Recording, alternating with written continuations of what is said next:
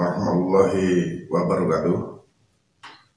Selamat berjumpa lagi dengan saya, Marsudi Prahoro, dan kita akan belajar IPA bersama-sama saya. Namun sebelumnya, marilah kita berdoa. Semoga ilmu yang kita pelajari nanti berguna bagi kita, juga berguna bagi orang lain, sehingga kita menjadi orang yang bermanfaat bagi orang lain. Berdoa, mulai.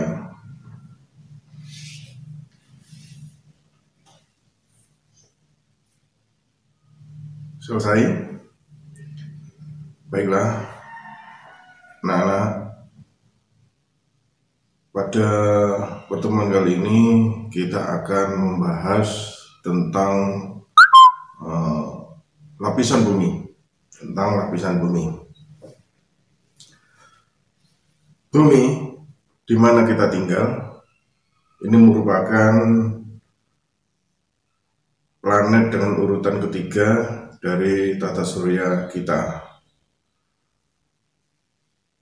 Bumi yang kita tinggali ini biasa juga disebut dengan planet biru. Kenapa kok disebut dengan planet biru? Karena bumi ini kalau dilihat dari angkasa luar, ini terlihat berwarna biru. Kenapa bumi kita kok berwarna biru? Hal tersebut disebabkan karena bumi kita ini sebagian besar atau dalam perbandingan yang lebih besar ini berupa air, berupa lautan dan samudra, sehingga dari angkasa luar terlihat berwarna biru. Anak-anak, dalam tata surya, bumi kita ini mengalami revolusi, juga mengalami evolusi. Namun hal tersebut tentang evolusi dan revolusi dari bumi akan kita pelajari pada mata pelajaran atau materi berikutnya, yaitu tentang tata surya. Namun di sini yang perlu kita ketahui adalah tentang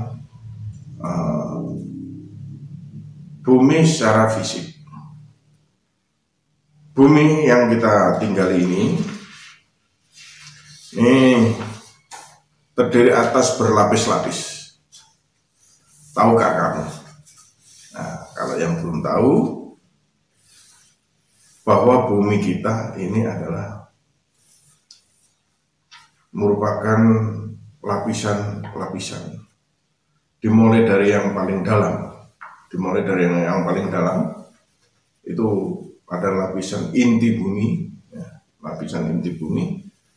di mana di dalam inti bumi itu cukup panas sekali. Kenapa panas? Karena di dalamnya itu terjadi reaksi radioaktif. Kemudian panasnya inti bumi itu tidak terasa kita yang ada di lapisan terluar dari bumi, karena inti bumi ini dilapisi oleh lapisan kedua, yaitu disebut mantel, disebut dengan mantel.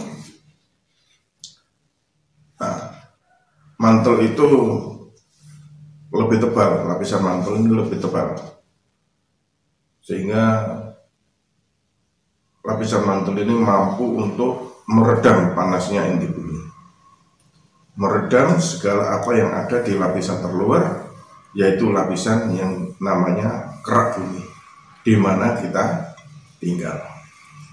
Nah, lapisan yang namanya kerak bumi ini juga terdiri atas macam-macam material. Ada batu, ada pasir, ada sedimen, ada lempeng, dan lain sebagainya.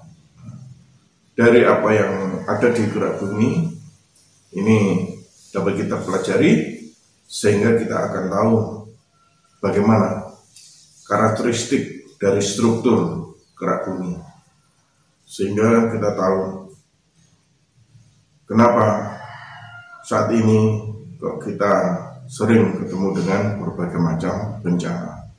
Apa itu bencana dari letusan gunung Merapi, dari gempa bumi, kemudian ada tsunami dan lain sebagainya. Nah, dan bagaimana cara mengatasinya? Marilah kita pelajari lapisan bumi. Untuk itu, ikutilah video berikut ini. Tuhan menciptakan permukaan bumi berlembah-lembah dan bergunung-gunung.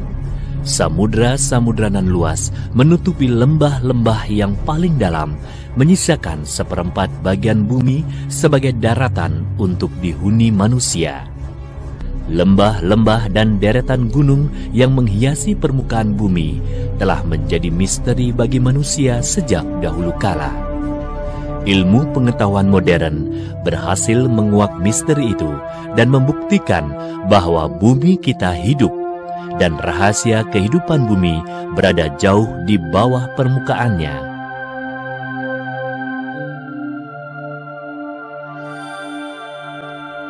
Bumi kita terdiri dari 3 lapisan utama, yaitu inti, mantel, dan kerak. Kerak bumi terpecah-pecah menjadi 12 lempeng. Ada lempeng samudra yang tertutup samudra yang luas, ada lempeng benua yang muncul sebagai daratan-daratan. Lempeng-lempeng ini padat dan menumpang di atas mantel bumi yang tersusun atas lelehan magma. Kondisi ini menyerupai kerupuk yang berada di atas bubur. Akibat reaksi unsur-unsur radioaktif, suhu inti bumi mencapai ribuan derajat Celcius. Panas inti bumi ini memicu terjadinya arus konveksi di mantel bumi, menyerupai arus konveksi yang terbentuk dalam air yang sedang dipanaskan. Akibatnya, kerak bumi yang menumpang di atas mantel bergerak mengikuti pergerakan arus konveksi di bawahnya. Lempeng yang saling bertabrakan ini akan saling menekan sehingga menimbulkan retakan dan patahan. Retakan dan patahan walau hanya beberapa sentimeter akan menimbulkan getaran hebat pada permukaan bumi. Peristiwa ini dikenal sebagai gempa bumi. Pelentingan atau patahnya lempeng ini dapat menyebabkan terjadinya sembulan lempeng secara tiba-tiba. Ini mengakibatkan terjadinya gangguan kesetimbangan air laut sehingga terbentuklah rangkaian gelombang yang menyebar ke segala arah. Inilah yang disebut gelombang tsunami.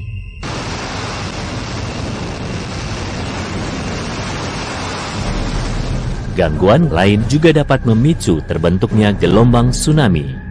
Antara lain longsoran bawah laut, letusan gunung api, atau masuknya benda berukuran besar seperti meteor.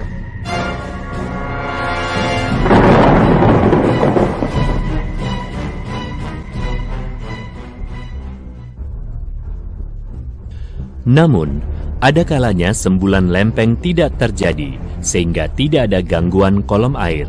Dengan demikian, gelombang tsunami juga tidak terbentuk. Hal itu dapat terjadi pada gempa-gempa dengan kekuatan kecil atau gempa dengan kekuatan besar, namun patahnya lempeng terjadi secara horizontal.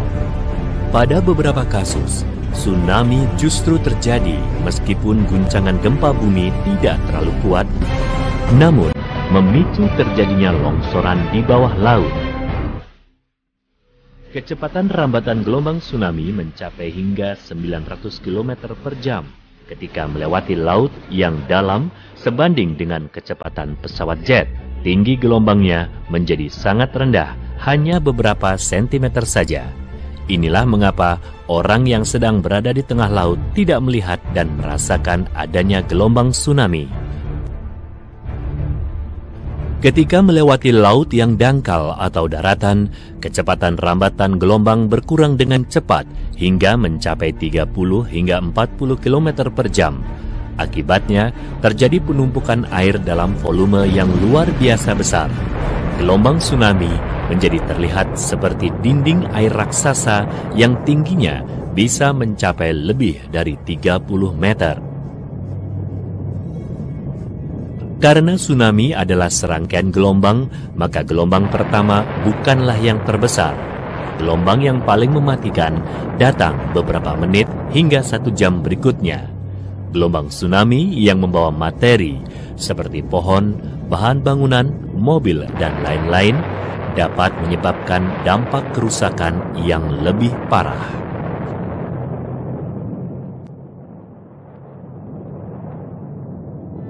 Mengapa Indonesia yang ditasbihkan sebagai untayan zamrud khatulistiwa karena kekayaan dan keindahan alamnya sering mengalami bencana gempa bumi dan tsunami? Bencana dan karunia alam ibarat dua sisi mata uang yang tak terpisahkan.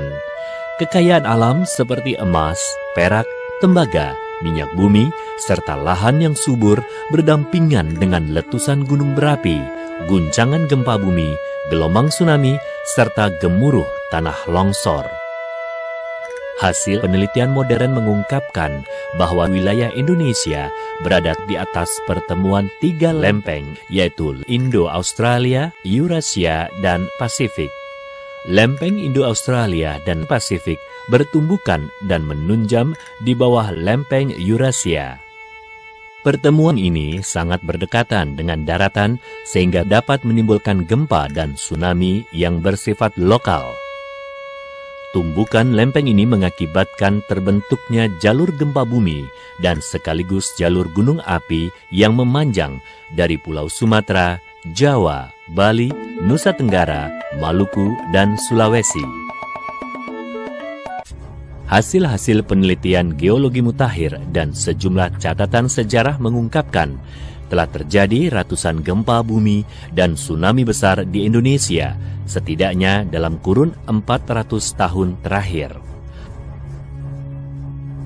Pada saat ini, setidaknya terjadi 15 kali gempa bumi dalam 1 hari, sementara tsunami terjadi rata-rata sekali dalam 2 tahun.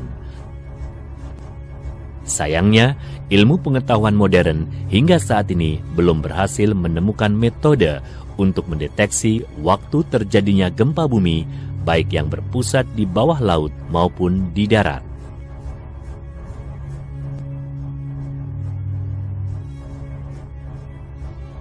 Jika gempa bumi dan tsunami adalah sebuah keniscayaan di tempat kita tinggal, layakkah kita hanya pasrah dan berdiam diri saja? Fenomena gempa bumi memang tidak bisa diduga maupun dihindari. Namun kita masih bisa menghindari tsunami dengan upaya-upaya pencegahan dalam sistem peringatan dini tsunami yang harus sungguh-sungguh dijalani. Karena 10 menit setelah gempa akan mengubah kehidupan kita di kemudian hari. Demikianlah anak-anak, kita sudah menyaksikan video tentang lapisan bumi. Termasuk hal-hal yang ditimbulkan dari lapisan-lapisan bumi. Semoga informasi yang ada dalam video tadi ini dapat memberikan informasi positif bagi kita. Namun, untuk melengkapi keilmuan kita, silahkan diunduh dan dibaca e-modul yang sudah saya sediakan di kelas maya kita untuk menambah khasanah keilmuan kita tentang lapisan bumi dan akibat yang ditimbulkan, baik itu berupa bencana alam, gempa bumi, letusan gunung berapi, tsunami, dan lain sebagainya.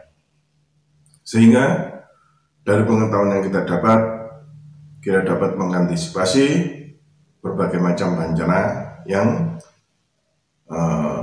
kemungkinan akan mengenai atau yang akan kita alami. Baiklah, untuk tugas-tugas yang ada pada e-modul silakan dikerjakan, termasuk latihan-latihan juga dikerjakan, dikumpulkan, difoto, dikumpulkan pada aplikasi yang saya sediakan nanti pada kelas. Dan kemudian jangan lupa